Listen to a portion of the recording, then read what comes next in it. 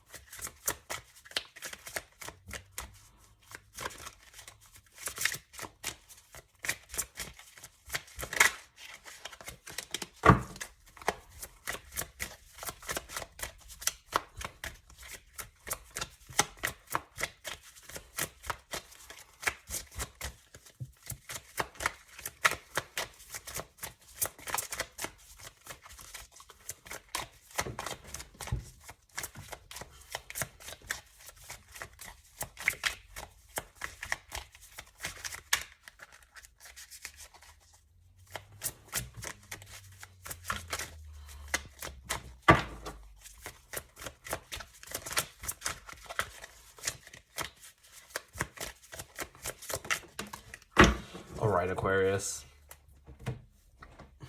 So, before I get started, I do just want to remind you guys very quickly that in case you enjoy the reading, the best way to let me know is by leaving a like or a comment. But I do just want to make the observation that that last card, as you could probably tell, took a long time to really come out. And it feels very particularly important in some regard because of that. And I see that it's the Five of Wands. Now, the Five of Wands is a card about competition and conflict. But I felt the word complication coming up.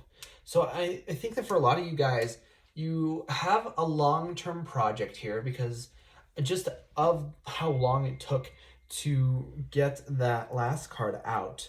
And there's going to be some kind of a complication. So I would highly recommend you guys to have a lot of contingency plans in place. Try to expect the unexpected because I feel like that's going to go a long way if you even just do a little bit of planning, maybe that you wouldn't have otherwise. So don't be 100% confident that things are going to come out exactly the way that you planned them the first time, right? So you might have to play some damage control later on down the road. But we have the Queen of Pentacles here, which to me is a very good sign because even though we have sort of this energy of unpredictability, you have the Queen of Pentacles, which is all about predictability, right? She's stable, she's reliable, she's consistent above all else. So I think that that's certainly the energy that you guys are in and that you're trying to be in. And I feel like that's really going to shine through, especially if there's any complications or unforeseen circumstances that pop up later on down the road. So that to me is a really good sign. But I do want to tell you guys that we have the Wheel of Fortune here with the Lovers card. So even though I was talking about sort of complications or whatever, I feel like this is kind of a situation where you're going to get a surprise, but it's a good surprise, right? That might not offset the complications, or it might not mean that all of the changes and all the sort of last minute details are going to be positive. But I think that this is certainly a situation where it's not all like no surprise is a good surprise, right? I feel like you guys are going to have a mixed bag. So I feel like this next period is going to require you guys to be very flexible in order to really deal with everything that's going to come up on your plate. But I do want to say that the Wheel of Fortune is just that, your fortune, right? It is good things coming in via karma, right? This is a very karmic card. When the Wheel of Fortune is swinging in the upright as yours is, we know that there's good things coming, and that especially in areas where you've felt unlucky or troubled in the past are going to very much improve.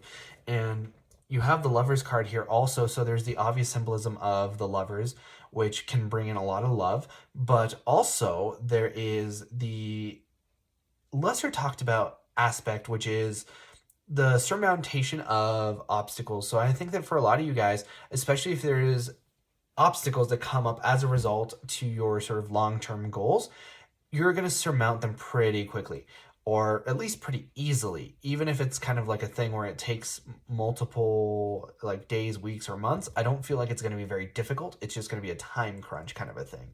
So these two combinations up front are amazing, right? Especially if you're dealing with love. And further down the road, I do see the Two of Cups, which is my card about soulmates, right? And when I see these two cards together, it basically all but confirms a twin flame. So I think that for a lot of you guys, especially those of you who are single, are going to see a lot of that.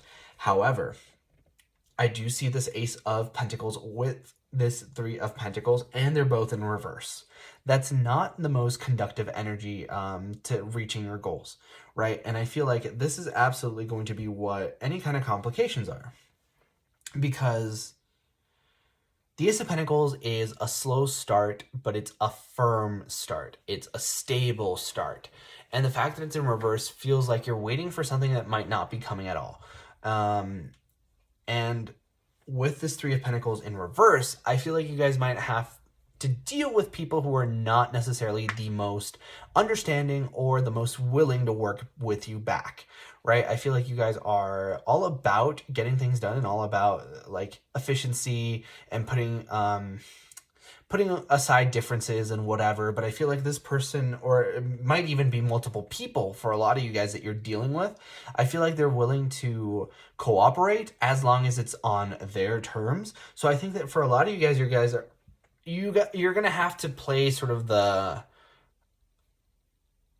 like my way or the highway card. I feel like a lot of you guys are gonna really have to set boundaries and really have to like take the role of boss and show them who's boss and say, no, this is how we have to do things, because otherwise they're not going to work. And I feel like you guys are going to really have to articulate that very well to this person, because this person feels very stubborn. However, I do want to sort of harken back to this here, where I'm talking about this positivity that you're going to see. So even though you're seeing sort of this conflict here, again with the Five of Wands, which is that conflict card, you're going to see this surmounting of the obstacle and also bringing in the fortune, right? It's also, we have Jupiter in the background there, which is the planet of expansion. So I feel like I'm getting the imagery of expanding your home. So some of you guys might actually be doing that, and it might be bringing you perhaps even extra income if you're renting out a room or whatever. But sort of going back to this, I feel like there's the lack of a start and the lack of other people wanting to cooperate with you. And then I also see a reunion and the Three of Swords. So this to me is two possible different energies. The Three of Swords is heartbreak and heartache and devastation, right? So it's a heart with three swords going in it. So I think that for a lot of you guys, you might be in situations where there's three key players here, and that might be romantic, platonic, or otherwise, right? But I think that sort of breaking it down a little bit, I think that if you came into this reading looking for a long-term goal kind of a reading, this is definitely representative of two other people who are not willing to necessarily work with you, especially if it's business. So I feel like business is going to be a part where you're really going to have to take the reins and really like show them what you're worth, basically, is kind of what I'm getting, because I feel like people are kind of looking down on you, and I can feel your frustration and how just frustrating that is.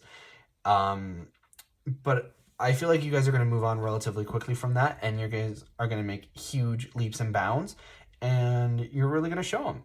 But I feel like by the time you do, you'll be completely over it and you just won't care. And that's probably for the best. You're just going to get your stuff done because that's what you really care about. So I also want to talk about the romantic aspect, right? So I think that for sure I see like 3-person energy, right? 1, 2, and 3. Unfortunately, but I do see it.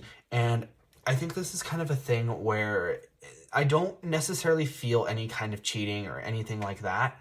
It just feels like someone in here might have someone else in their thoughts or in their heart or just on their mind. And I know that because we have the 3 of Cups, which is the reunion card. So I don't know actually if I mentioned this earlier, but I see 2 possible outcomes between the 3 of Cups with the 3 of Swords. This is reunions and celebrations. So I'm seeing scenario 1 where there does not take place a reunion, and that leads to this heartbreak. And then I'm seeing scenario 2 where there is a reunion, but the reunion itself causes the heartbreak. And this can be for any number of reasons. For one, it could be that you finally reunite with this person, but they're completely different and rude, and you end up very disillusioned. I feel like for a lot of you guys, you might actually be, putting in a lot of work to reunite with this person. You might be like traveling for a lot of you, definitely. And then you sort of talk to this person and it feels like they're not even the same person, and you're just very disappointed. So I would for sure, especially if you're traveling to see somebody, like make sure that you're like, that's what you truly want. But also I'm seeing the scenario where you end up sort of reuniting, and then it's not necessarily like them, but you just don't feel like it was a good thing. Especially if you're the person here in the relationship where there's like, you're thinking about someone else, or you suspect that your other person is thinking about someone else. It just kind of feels very messy, and it feels like the more people you get involved, the more kind of discord there's going to be, right? And I have absolutely nothing about polyamory, against polyamory relationships, and especially when they're healthy and they have positive and good borders or boundaries, then they work phenomenally. But I feel like there's sort of this conflict here where there's too many people and somebody doesn't want that many people there.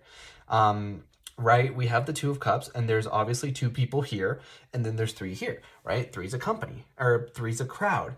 And here with this 5 of Wands, actually, now that I mentioned 3's company, I think that for some of you guys, that show might actually be relevant.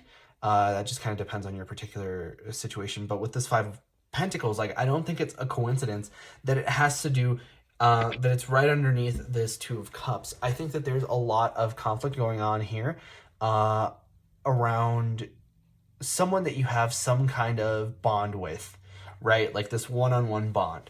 It could be you and like a partner, for sure. It could be you and maybe even a coworker, or maybe you and a family member. It just kind of depends on who this bond is. And I don't think it's you necessarily having conflict with that person. I apologize, Aquarius, the video cut off. But like I was saying, this feels to me like a very strong one-on-one connection. And this to me feels like there's conflict around the connection and not necessarily with that person. So I feel like the issue here truly is that there is a third party, or even just like an external energy, right? Just to keep it a little bit more general, let's call it an external energy that kind of interjects itself into this connection. And I feel like that's what's causing sort of this ripple effect, because this sort of external energy might be causing either you or whoever else it is in this connection a great deal of stress, and that sort of leads to a lot of these ripple effects that I keep talking about, right?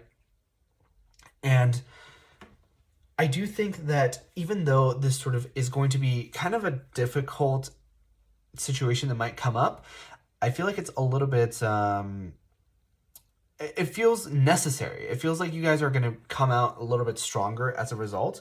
And I know that that's not like a very nice consolation prize or anything, but like I do just want to harken back to this idea that we do have this positivity here. And even though I did mention that we have the 2 and the 3, I do want to say that the fact that you have the 2 and the 3 means that there's going to be a lot of progression that happens here.